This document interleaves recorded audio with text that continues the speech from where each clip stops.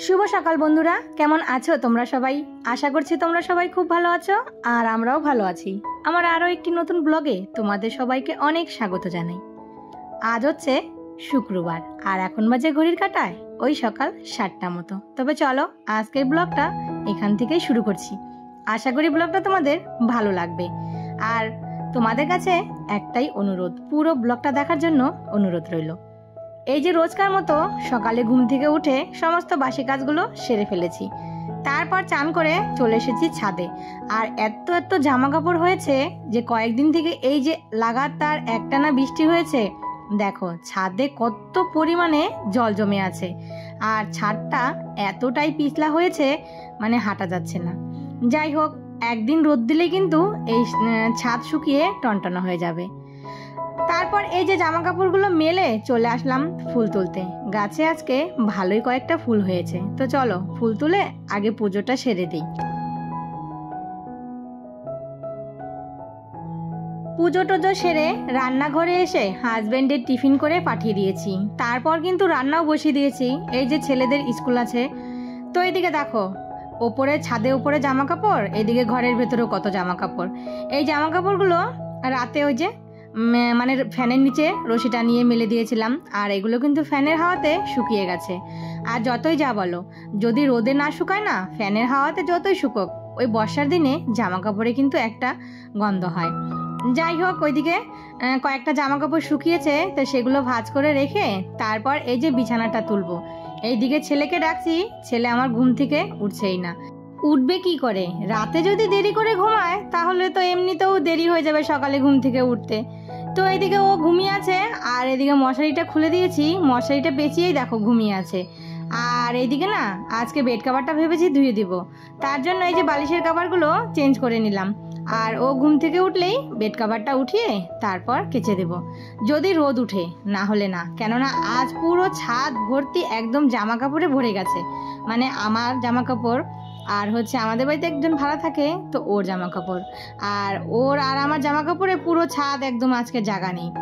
তো যাই হোক না, ছাদে কয়েকটা এই যে মিষ্টি আলু শাক হয়েছে, আর এই মিষ্টি আলু শাক আজকেই খাওয়া যাবে। কালকের থেকে আবার আমাবতী পড়ে যাবে, আমাবতীতে আবার শাক খেতে হয় না। আগে জানতাম না, তো শুনেছি যে না আমাবতীতে শাক খেতে নেই। তো যাই হোক, কয়েকটা শাক তুলে পেঁয়াজ দিয়ে একটু শাকের ঝোল করেছি, মানে ওই পাট শাকের মতন। আর এই যে মাছ এনেছিল, তো এই মাছ দিয়ে আলু দিয়ে একটু ঝোল করলাম। আর ঘরে তো সবজি একদমই নেই, মানে সবজি বাড়ন্ত। যাই হোক, সবজির যেই দাম, এখন অল্প করে সবজি আনা হয়, আর যেটুকু সবজি ওই শেষ হয়ে গেছে। তো এদিকে রান্না বসিয়ে দিয়ে এই যে কয়েকটা বাসন ছিল, সেই বাসনগুলো মেজে নিলাম। আর এর মধ্যে কিন্তু রান্না আমার কমপ্লিট হয়ে গেছে। তো এই যে ছেলের টিফিনটা রেডি করে দিলাম, আর বড় ছেলে যাবে স্কুলে। তো ওর স্কুলটা না অনেকটাই দূরে, তো ওকে হাতে আধা ঘন্টা সময় নিয়ে যেতে হয়। তো এখন ঘড়ির কাঁটায় কিন্তু 10টা বেজে গেছে, মানে 10টা পার হয়ে গেছে। ওর বন্ধুরাও চলে এসেছে, আর এইদিকে ও খাওয়া দাওয়া করে বেরিয়ে পড়লো। তো এদিকে রান্না বান্না সেরে আমি আজকে ভেবেছি যে রোদ যদি উঠে তাহলে আজকে অনেক কাজই করতে হবে। তো এদিকে না এই যে রান্নাঘরে যে মানে কাপড়গুলো, এগুলো না মাঝে মাঝে কিন্তু এইরকম গরম জল আর সার্ফ দিয়ে ভিজিয়ে রেখে দিই, আর এতে কিন্তু খুব সুন্দর পরিষ্কার হয়। তো ওইদিকে রান্নাঘর পরিষ্কার করে ওই যে কাপড়গুলো ভিজিয়ে রেখে চলে আসলাম এই যে বেড কাভারটা চেঞ্জ করতে। আর ওইদিকে দেখতে পাচ্ছ একজন খেলা করছে, মানে ওই যে ছোট ছোট দুটো হাত দেখতে পাচ্ছ। তো ও কিন্তু ওই যে আমি এদিকে কাজ করছি আর আমার সঙ্গে সঙ্গে আমার পিছে পিছে ঘুরছে আর খেলা করছে। কে বলো তো? ওই যে আমাদের বাড়িতে থাকে, তো মানে ভাড়া থাকে, ওরই ছেলেটা। আর ও কিন্তু বেশিরভাগ টাইমই ওই আমার কাছেই থাকে। আমি যদি একবার ডাক দিয়েছি ওকে, ওর মা ও ঘরে মানে আটকায় রাখতে পারবে না, ও ছুটে চলে আসবে। ওই যে দেখতে পাচ্ছ ঘোরাঘুরি করতেছে। তো যাই হোক, ওইদিকে ও খেলা করছে আর এইদিকে আমি আমার কাজগুলো সেরে নিলাম। এই যে বেড কাভারটা পেতে দিলাম, আর এদিকে দেখি ভালোই রোদ উঠেছে, তো ভাবলাম যে না তাড়াতাড়ি আর দেরি না করে এই বেড কাভারটা এখন আমি কেচে দেব। তো বেড কাভারটা আর বালিশের কাভারগুলো কিন্তু এখন ভিজিয়ে রেখে তার আগে ঘরটরগুলো একটু পরিষ্কার করে নেব। তোমরা যারা এই পর্যন্ত আমার ভিডিওটা দেখছো, তো প্লিজ বন্ধুরা একটা লাইক দিয়ে দিও। আর ভিডিওটার কোনো অংশ যদি ভালো লেগে থাকে তাহলে কিন্তু একটা ছোট্ট কমেন্ট করে অবশ্যই জানিও। আর আমার এই ছোট্ট পরিবারে তোমরা যদি কেউ নতুন বন্ধুরা হয়ে থাকো তাহলে চ্যানেলটা সাবস্ক্রাইব করে অবশ্যই আমার পাশে থেকো। আর যারা অলরেডি এই কাজটা করে দিয়েছো তাদের জন্য অসংখ্য ভালোবাসা। তো তোমরা যে এই যে প্রতিদিন মিষ্টি মিষ্টি কমেন্টগুলো করো, এই কমেন্টগুলো পড়তে কিন্তু বেশ ভালো লাগে। তো কালকে একজন বোন কমেন্ট করেছো যে দিদি ভাই তুমি না ওই যে বাচ্চাদের টিফিন মানে প্লাস্টিকের টিফিন বাটিতে খাবার দিবে না গরম। হ্যাঁ, কিন্তু সেটা আমিও জানি, কিন্তু ওই যে তাড়াহুড়োর মধ্যে না বাটি জানো তো ঘরে এত টিফিন বাটি আছে, মানে তাড়াহুড়োর সময় হাতের সামনে যেটা পাই সেটাতেই দিয়ে দিয়েছি।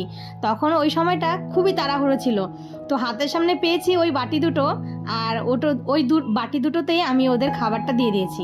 আর আমার ঘরে কিন্তু স্টিলের বাটি অনেক, কিন্তু ওই যে কাজের সময় তখন হাতের সামনে পাই না। তো আরেকজন দিদিভাই কমেন্ট করেছো যে তোমার চুলটা খুব সুন্দর।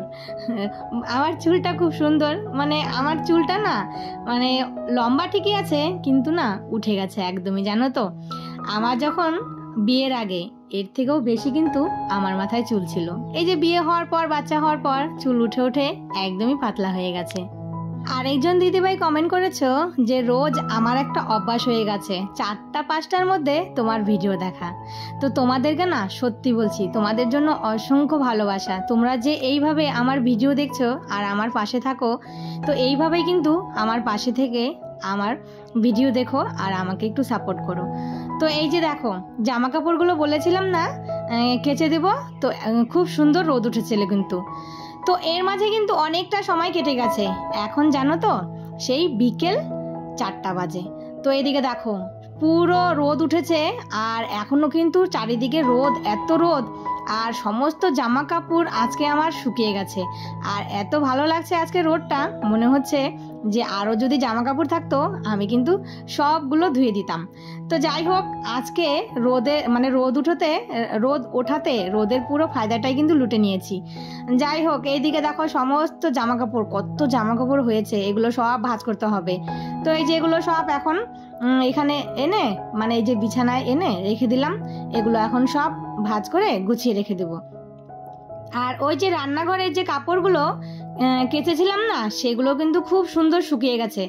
আর একদম যে রান্না করার সময় যে তেল মশলাগুলো থাকে না, সেগুলো উঠে একদম পরিষ্কার হয়ে গেছে।